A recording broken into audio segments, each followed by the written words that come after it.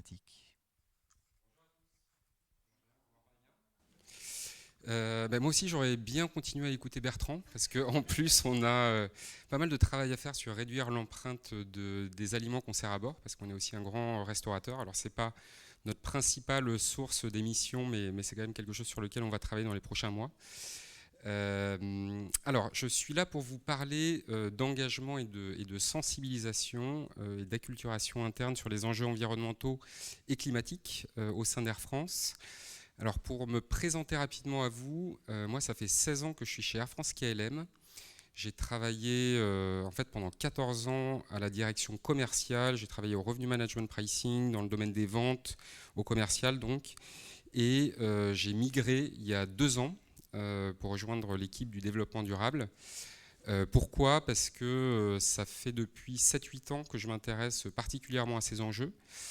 J'ai été pas mal aidé en ça par des amis qui étaient pas mal engagés depuis une longue date et qui m'ont un peu poussé à regarder ça. Et en fait, plus je m'informais, plus il était clair pour moi que si je continuais chez Air France, c'était pour contribuer à limiter les externalités environnementales du transport aérien. Voilà donc un peu pour mon parcours. Alors sur la présentation et les thèmes que je vais aborder, déjà, petit disclaimer, et désolé si j'en déçois certains, mais je ne vais pas vous livrer l'approche idéale, parfaite pour mener les problématiques d'engagement et d'acculturation interne. On est en plein cheminement, on lance des choses, parfois qui vont dans la bonne direction, j'espère pas mal.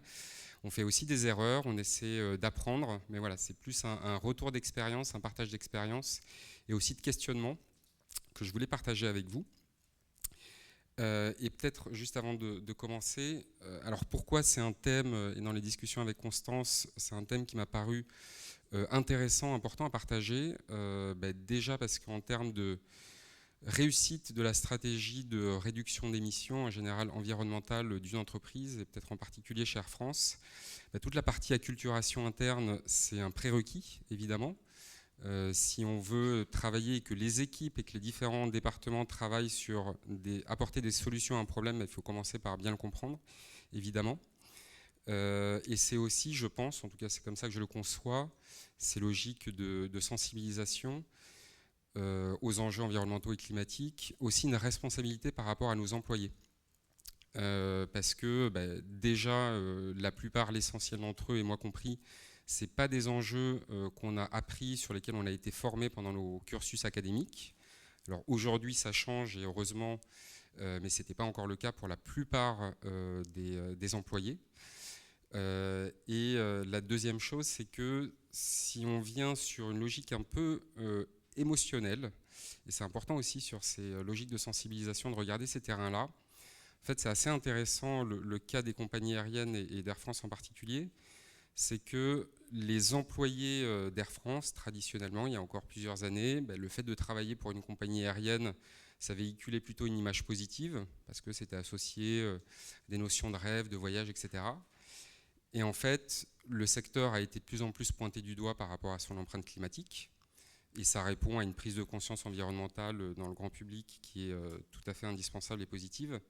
Mais d'un point de vue employé, et surtout quand ils n'ont pas, ou quand ils n'avaient pas il faut qu'on continue bien sûr à les apporter, mais quand ils n'avaient pas ces outils de compréhension des grands enjeux, ils ont pu se sentir, et certains se sentent encore, un peu déboussolés. Parce que ils voient parfois que l'aérien, c'est 2 à 3% des émissions de CO2 au niveau mondial. Ils disent que c'est seulement 2 à 3% des émissions, donc pourquoi est-ce qu'on tape entre guillemets autant dessus ? Je ne comprends pas. Est-ce que c'est pas injuste ? Est-ce que c'est vraiment la priorité ?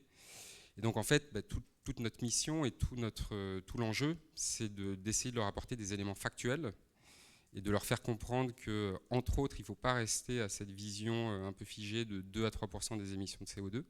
Et on va le voir, c'est assez évident quand on regarde les choses en dynamique et quand on place aussi les choses sous un point de vue de comportement et de comportement individuel. Voilà, et donc c'est aussi important pour ça, et on voit aussi que quand on leur apporte ces outils, ça les aide beaucoup, et ils se sentent beaucoup mieux équipés en termes de compréhension des grands enjeux. Donc voilà un peu pourquoi ce sujet est aussi fondamental, et je dirais même que c'est un des axes prioritaires, sinon la priorité numéro 1 aujourd'hui de mon équipe et de moi-même, même si évidemment on a pas mal de boulot aussi en termes de travailler sur la trajectoire de décarbonation et climatique en général d'Air France.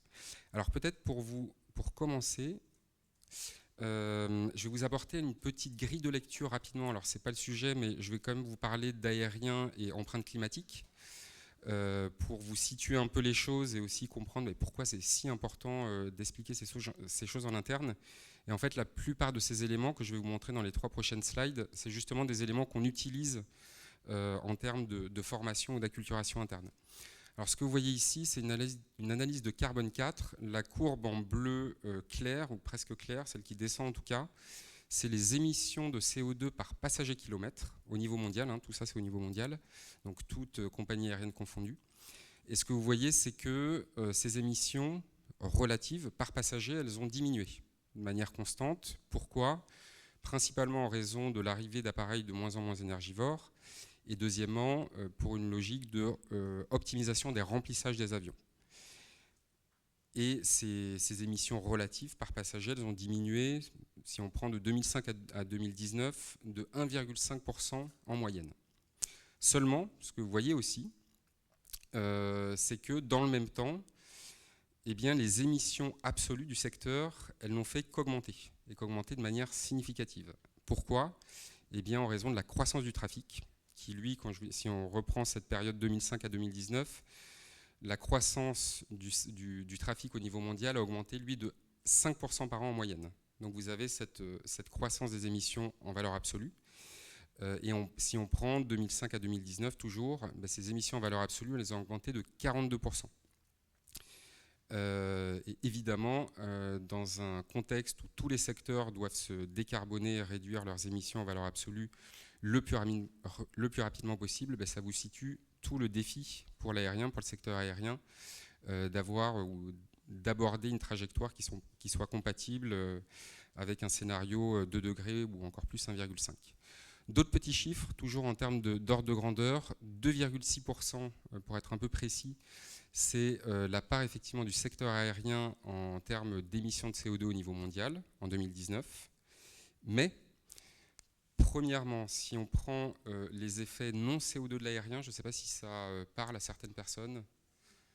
Alors en fait, il faut savoir que l'aérien ne produit pas seulement, enfin les opérations aériennes ne produisent pas seulement du CO2, mais produisent des effets hors CO2, non CO2, notamment les traînées de condensation persistantes, qui sont en fait un mélange de suie et de vapeur d'eau qui peut se cristalliser dans certaines conditions d'altitude, météo et géographique, et en fait qui vont, comme les gaz à effet de serre, créer une sorte de couche qui va empêcher le rayonnement de repartir vers l'espace et donc garder l'énergie sur Terre. Donc si on prend déjà l'ensemble des impacts climatiques, on est à 4,9% et non plus 2,6%.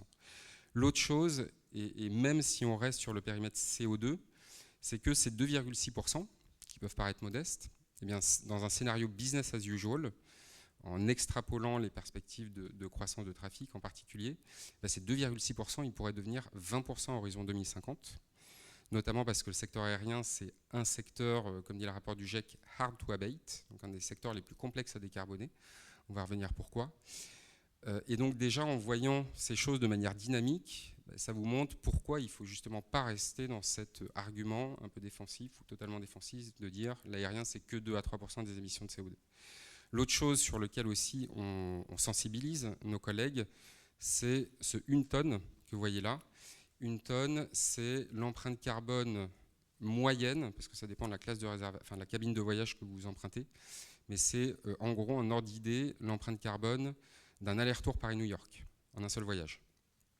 Et donc évidemment, cette tonne de CO2, il faut la comparer aux 10 tonnes d'empreinte annuelle moyenne d'un Français et aussi à cet objectif de 2 tonnes pour rester dans les clous de l'accord de Paris à horizon 2050. Donc déjà, quand on prend, juste avec ce slide, quand on prend conscience de tous les éléments, bien on se détourne encore une fois du réflexe un peu défensif qui consisterait à rester sur ces 2 à 3%, 2,6%. Et d'ailleurs, aussi pour être autocritique, moi, la première fois qu'on a commencé, il y a 7-8 ans, à me faire prendre conscience, ou en tout cas à me questionner sur empreinte carbone de l'aérien, etc., moi aussi, mon premier réflexe, ça a été un réflexe de déni, ou en tout cas défensif, de dire, mais non, le secteur aérien, c'est que 2 à 3% des émissions de CO2.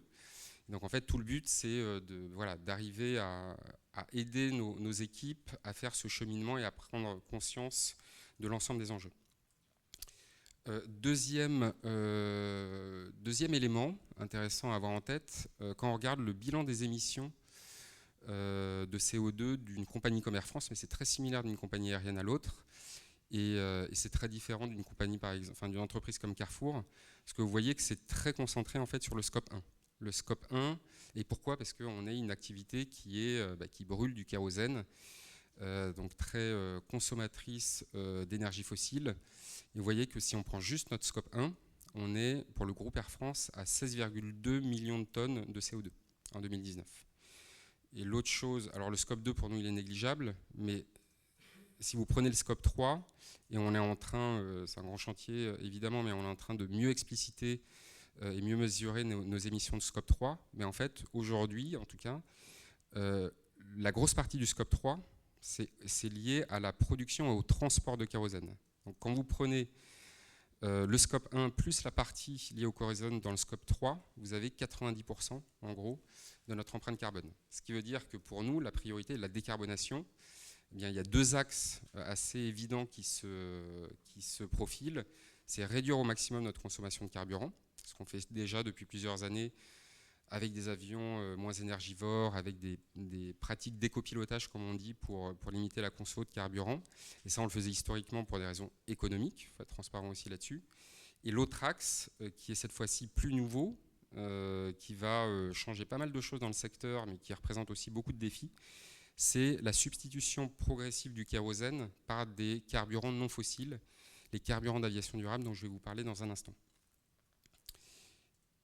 Et pour finir, en termes de problématiques et de leviers pour réduire les émissions du secteur, ou en tout cas ceux d'Air France, ce que vous voyez ici, et puis je vais pas, c'est pas le gros sujet de ma présentation, donc je ne vais pas m'attarder, mais c'est notre trajectoire de décarbonation à date. Alors, on travaille encore dessus, elle mérite d'être enrichie, précisée, notamment à l'horizon 2050, parce qu'on a un objectif aujourd'hui de net zéro 2050, qu'on a pris en 2021, qui a été un peu le résultat d'une course à l'échalote parmi les compagnies aériennes où tout le monde devait se mettre sur un objectif net zéro, mais ce qui nous manque, c'est de l'assortir, enfin de l'adosser à un référentiel, à un standard pour qu'il soit rigoureux. Donc ça, c'est un exercice qui continue à être fait.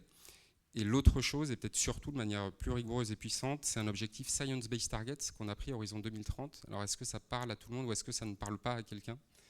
Science-Based Targets.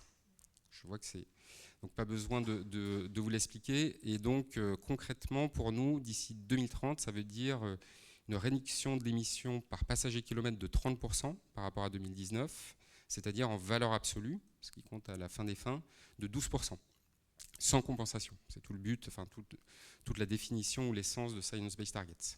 Et donc comment on va y arriver, comment on compte y arriver, ou en tout cas quels sont les leviers? C'est le renouvellement de la flotte, aujourd'hui le levier le plus puissant, je vous en ai parlé, les mesures opérationnelles, tout ce qui est optimisation de la trajectoire, couper un moteur, donc c'est-à-dire rogner au maximum sur la consommation de carburant. Et ce qui peut ou ce qui doit en fait tout changer, c'est les carburants d'aviation durable, donc ces carburants non fossiles qui sont issus soit de la biomasse, et la législation européenne va de toute façon n'autoriser que les biocarburants de deuxième génération qui ne rentrent pas en concurrence avec la chaîne alimentaire, et l'autre type de carburant d'aviation durable dont on aura cruellement besoin, parce que la biomasse, comme vous savez, il y aura une grosse compétition entre secteurs et entre usages, ce sont les carburants synthétiques, donc faits à partir de procédés artificiels. Et pourquoi est-ce que c'est une solution, un levier tellement important? Parce que ces carburants d'aviation durable, ils réduisent sur l'ensemble du cycle de vie du carburant de 80% en moyenne les émissions de CO2 par rapport au kérosène.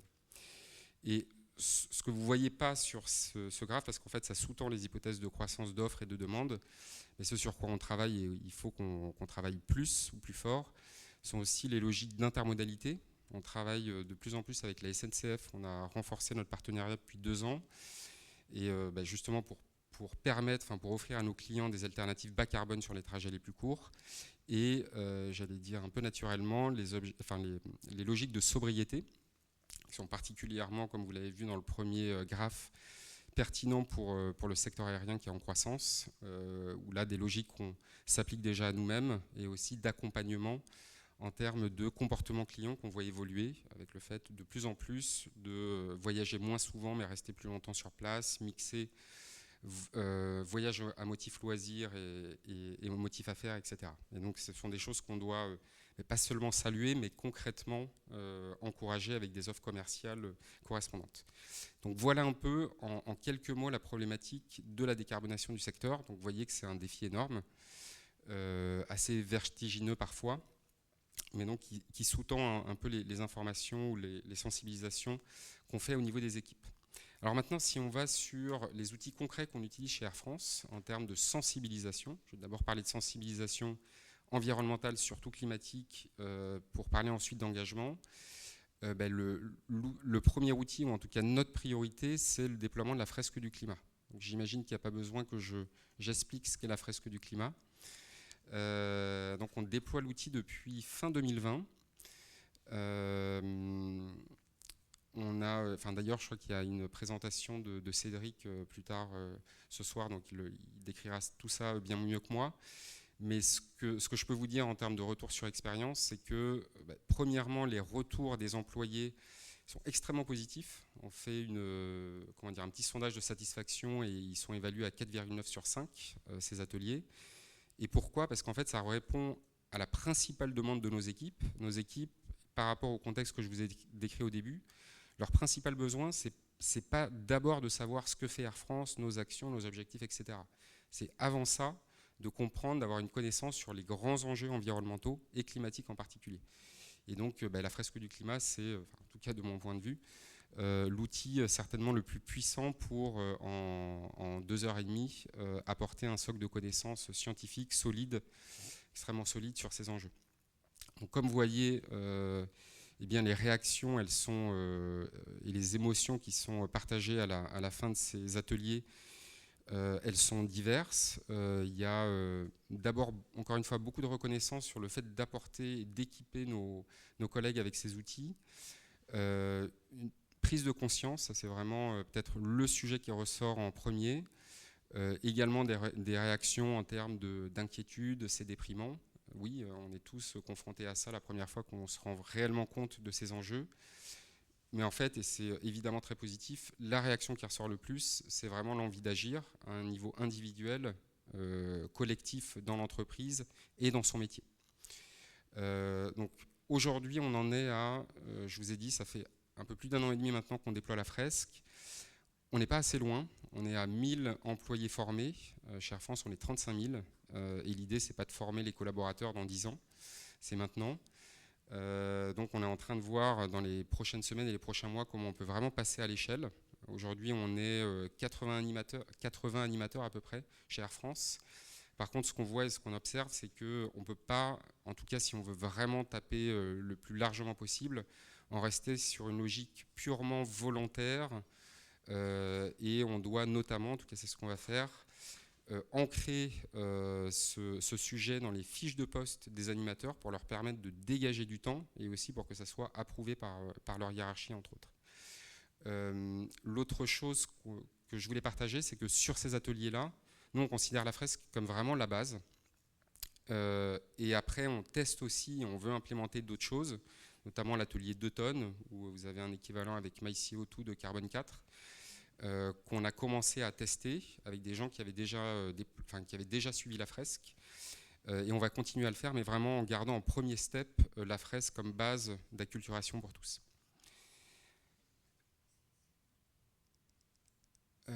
N'hésitez pas à m'interrompre si vous avez des questions ou des réactions. Rapidement, à part la fresque, en dehors de la fresque, on organise aussi des séminaires, des ateliers, on intervient dans les comités de direction de toutes les business units chez Air France. Et on ajoute aussi des informations qui sont pour certaines vraiment liées à la fresque. par exemple, et ça vous parlera sûrement, mais qu'est-ce que ça veut dire être dans une trajectoire de plus 3 degrés ou plus 5 degrés à la fin du siècle? Ben non, c'est pas un pull en moins, c'est vraiment une question d'habitabilité de la planète. Montrer aussi, faire prendre conscience, et, enfin, pour moi elle est assez importante, de la raideur de la courbe de réduction d'émissions pour être dans les clous avec une trajectoire de degrés ou 1,5 degré. Très important, notamment pour nous, cette vision-là d'empreinte carbone à l'échelle individuelle, pour comparer aussi avec l'empreinte carbone d'un trajet.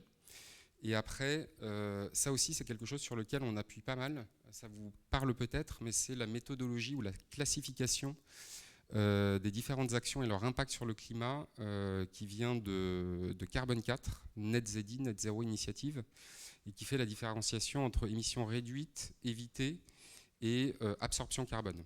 Et alors pourquoi elle est importante celle-là, surtout pour nous?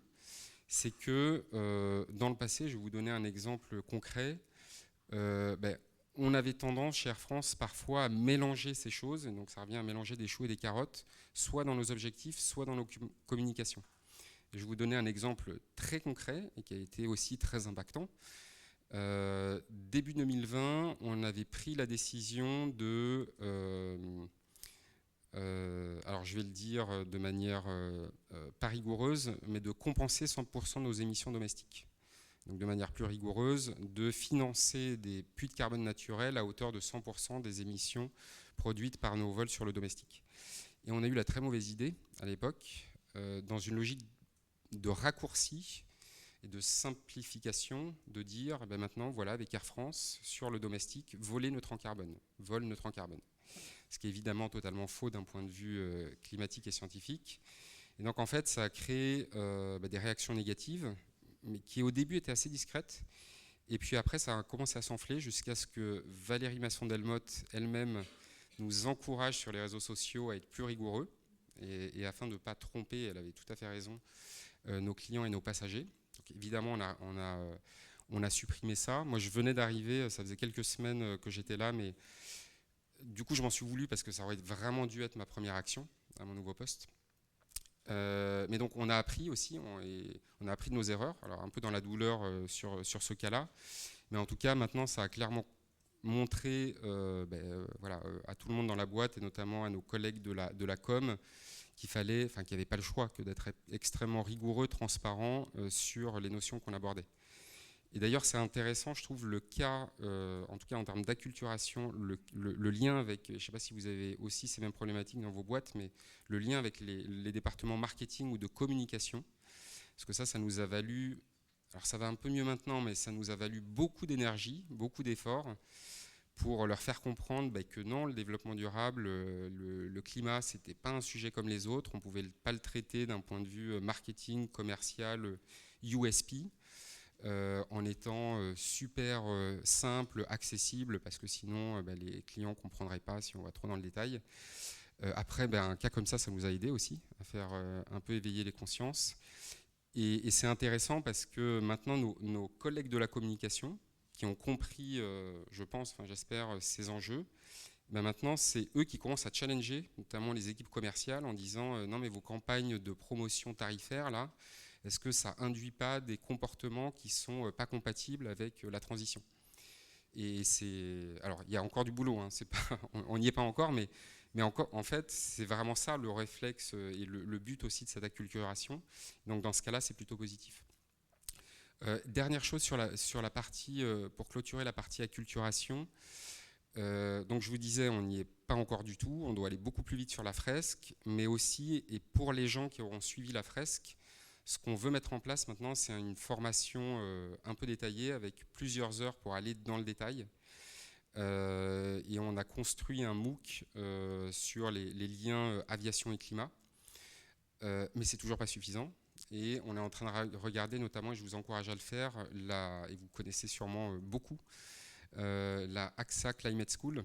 J'ai eu un échange avec eux la semaine dernière et ce week-end, j'ai commencé à suivre leur module que je trouve top. Et c'est notamment très intéressant pour nous parce que derrière la fresque, avec la fresque, avec ce MOOC aviation et climat, il y a une chose qu'on n'a pas encore adressée, c'est donner des guidelines et aider nos collègues dans leurs différents métiers à s'approprier ce langage, énergie-climat, à voir comment ça va impacter leur métier aujourd'hui, encore plus demain, et qu'est-ce qu'ils peuvent faire, comment ils peuvent appréhender ces problématiques dans leur métier respectif. Et ça, c'est vraiment une demande importante de leur part. Et pour finir, donc, passer de la sensibilisation à l'engagement, c'est tout le but. Sensibiliser, acculturer pour pousser à l'action. En termes d'engagement, donc là encore, c'est vraiment un chantier. On est loin d'avoir fini totalement l'exercice, mais les grands axes sur lesquels on travaille, c'est déjà de décliner la trajectoire de décarbonation, mais surtout les plans d'action par business unit, en définissant des KPIs par direction pour pleinement contribuer et être en cohérence avec les objectifs globaux, mais aussi pour enrichir cette trajectoire au niveau corporate. La deuxième chose, c'est de créer ou en tout cas renforcer les réseaux internes, le réseau interne de Eco-Leaders. Aujourd'hui et depuis plein d'années, on a un réseau de référents environnement. Mais là, l'objectif pour nous, c'est de le faire évoluer, ce réseau, d'une logique de suivi de la veille réglementaire, qualité, vraiment à une logique plus de démultiplier les connaissances. Et c'est justement pour ça qu'on veut s'appuyer sur les animateurs de la fresque au cœur de ce réseau. L'autre pilier, c'est la conduite du changement. Alors, vaste programme. J'ai oublié de le dire, mais la conduite du changement, en tout cas nous, la manière dont on l'observe, c'est évidemment, ça passe par l'acculturation et l'engagement et le soutien du comité exécutif. D'ailleurs, c'est notre COMEX a été un des premiers organes pour lequel on a organisé une fresque du climat. C'était assez intéressant d'ailleurs. Mais c'est aussi une conduite du changement dans les équipes, dans les différents métiers. Évidemment, pour faire comprendre que le climat, l'environnement, ce n'est pas une variable d'ajustement, que ça doit être pleinement et de plus en plus pris en compte dans les différents process avec mise en place d'un prix du carbone interne, etc. Et encore une fois, ça c'est fondamental d'avoir ces deux niveaux pour que le changement et la transformation réelle, et pas seulement qu'on appelle de nos voeux, de nos manières de travailler, de notre business model, ils soient impulsés à la fois du bas, concrètement dans le travail au quotidien, et évidemment soutenus et appelés par le haut. Et enfin, la communication rigoureuse, j'en ai un peu parlé, mais on considère hyper important, encore une fois, il n'y a pas de question là-dessus, d'avoir une communication à la hauteur sur ces sujets, rigoureuse, transparente, précise. Et en fait, on veut que ça soit le cas et que ça soit totalement cohérent entre la communication externe et la communication interne. Pour pas qu'il y ait de double discours, pour que les gens puissent aussi pleinement s'emparer de ces sujets. Et voilà, et c'est encore un travail continu. On a lancé un site qui s'appelle Air France Act, que vous pouvez regarder, consulter, et puis me donner des feedbacks, ça m'intéresse toujours. Mais voilà un peu ce que je voulais vous partager. Alors, j'ai pas du tout regardé l'heure, Constance. Je ne sais pas si je suis en retard ou... J'ai encore 2 minutes. Parfait. Je laisse la place à des questions.